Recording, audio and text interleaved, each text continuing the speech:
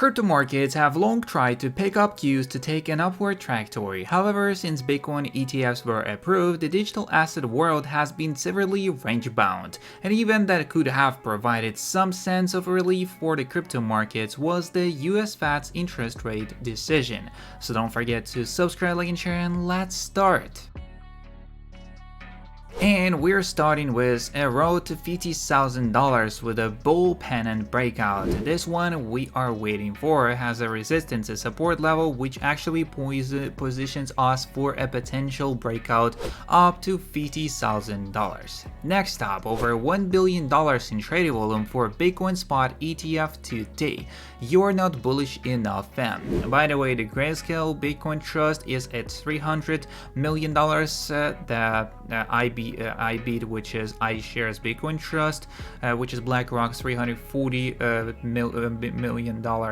Then we go for the Fidelity Bitcoin Trading Fund, which is $200 million, and the lower one is ARK with 85 million, and then we go for others with a way smaller amount. Next up we go with, as not many days go by where I don't have a few quiet moments of contemplation and feel grateful for two things. First one is owning Bitcoin, and the second one is not having the vaccine. Also, new MicroStrategy pivots to become a full-on Bitcoin development company. As Bitcoin development company is MicroStrategy's unique value proposition.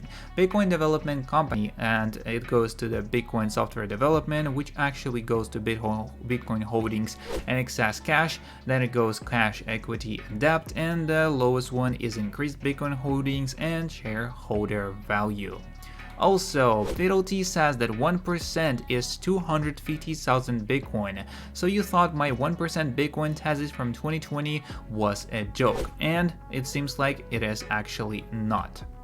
I asked ChatGPT what needs to happen for Bitcoin to go to $1 million, and here's what it said: mass adoption as store of value, global economic uncertainty, institutional investment, limited supply, increased transaction volume, technological improvements, regulatory clarity, positive market sentiment, halving events, and global currency crisis. Also, former US president is saying that Bitcoin is like everyone walking around with a Swiss bank in their pocket. He said that it is in concerning context, but it's exactly the point of Bitcoin, and this is perfectly illustrated. Game on. Crazy times. It's conceivable that Craig White was part of a group of people that was Satoshi Nakamoto. David Schwartz, CTO at Ripple, says that, and he was the one who was at the early development of Bitcoin as well. If you know, you know. Early Bitcoin adopter Da Vinci Jeremy believes that Satoshi worked for the NSA and his security clearance gave him the knowledge to develop Bitcoin without leaving any backdoors for the government. Also, we go with that's Fidelity's adding Bitcoin to their conservative ETF. That ETF will have a much better performance than others, which leads to the ultimate game theory starting now also in ETFs. If you don't have Bitcoin allocation, you're missing out, and that's a true right there. Also, cost to send $1,000 right now on the major payment rails. Solana, you need around 0.3025 cents, which is really low, and it's pretty, I would say, even lower than anything possible. But if I would say that what's the better option, there is XRP. It is even less money for payments, and it's even faster than Solana. Bitcoin Lightning Network 1 cent, Binance Smart Chain 10 to 50 cents, Bitcoin $1 to $5, Ethereum $5 to $20, Visa Mastercard $100 to $300, and Bankwire is $150 to $500. Next up we go with as the crypto markets brace for volatility as Fed signals delay in rate cuts. Crypto market have long tried to pick up cues to take an upward trajectory. However, since Bitcoin ETF were approved, the digital asset world has been severely range-bound. An event that could have provided some sense of relief for the crypto markets was the US Fed's interest rate decision. However, the hawkish tone from the various Fed officials has signaled that the rate cuts might take longer than anticipated in the latest development of the Fed pushing rate cuts away. An non-voting member of Federal Open Market Committee has taken a bearish view at the future of interest rates. Susan Collins signals a delay in Fed rate cuts, and according to a report by Yahoo Finance, before cutting interest rates, Boston Fed President Susan Collins stated that she needed more proof that inflation is returning to Fed's 2% target, as however she added that a rate reduction may occur later this year. And during a lecture in Boston, Collins stated, "I will need to see more evidence before considering adjusting the policy stance," as Collins is a non-voting member of the Federal Open Market Committee of the Federal Reserve, which sets interest rate policy. And the Federal Open Market Committee had previously decided to maintain the target's range for the federal funds rate at 5 to 25% to 5.5%, and it had also voted unanimously to maintain the interest rate paid on the reserve balance at 5.4%. as effective February 1st, 2024.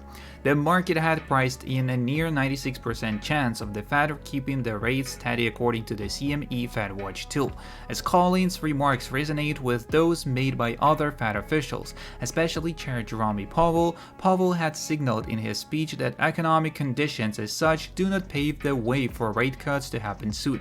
And however, global markets, including the cryptosphere, had expected the Fed to signal rate cuts as early as this March.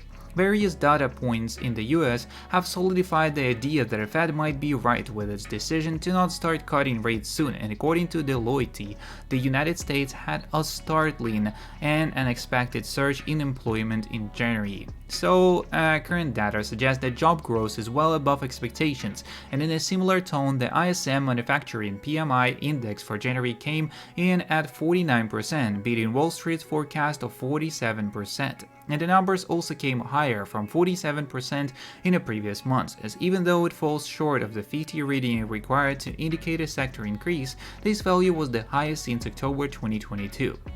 Though the Fed's rate decision trajectory is not only based on these two data points, it does significantly fan concerns that a rate cut might take time in the future, so crypto markets to face volatile trading as Fed concerns loom. The Federal Reserve's rate decisions have long been a key indicator that investors use to assess investment. Lower interest rates frequently increase the allure of assets like crypto by devaluing government securities, and according to the New York Times, in recent months, there has been a fluctuation in the anticipation of rate reductions, following the Fed's December signal that rate cuts would probably come sometime in 2024. As the futures market started to anticipate that the rate cuts would begin at the Fed's March meeting. And however, with the latest developments, financial markets have braced themselves for volatility in the future, and even a slight signal of future rate cuts by the Fed can help boost risk appetite amongst investors, resulting in more trading volumes in the crypto market. But at the present, with the absence of positive cues, trading in the crypto market seems to be on the track for some turbulence. With that being said, we could see that the market of Bitcoin is actually in a really good position as of now, and we are in a really good position to go upwards. But still, we should be cautious because everything could happen in this world, and the crash might happen in a really short period of time. That's all the information we have on today's video, so don't forget to subscribe, like, and share. See you in the next one, and peace.